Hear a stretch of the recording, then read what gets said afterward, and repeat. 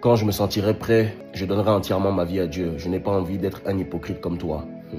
C'est une phrase qu'un ami de l'époque m'avait dit 10 ans en arrière. Parce qu'à cette période-là, j'allais à l'église, mais je n'étais pas réellement converti.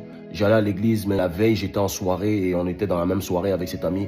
Et un soir, on était assis et il me disait, tu vois, je n'ai pas envie d'être ce modèle de chrétien. La vie que tu mènes ne me donne pas envie d'aller à l'église. Parce qu'on fait les mêmes bêtises. La seule différence qu'il y a entre toi et moi, c'est que le dimanche, tu vas à l'église, mais tu sais ce que tu as fait la veille. Donc, tu es hypocrite devant Dieu.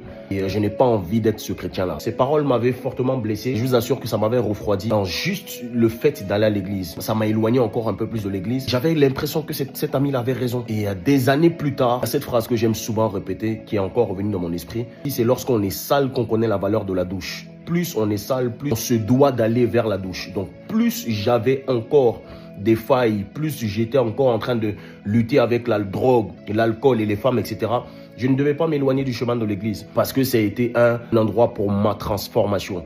Et aujourd'hui, j'ai un message pour une personne qui se retrouve dans le même cas que moi des années en arrière, qui n'est pas un modèle dans ses actions, mais qui a envie de sortir de là. J'aimerais te dire que c'est possible. N'écoute pas cette voix qui va te dire non, tu es hypocrite, attends d'être prêt. On n'est jamais prêt. Il y a un temps pour toute chose et le temps est arrivé.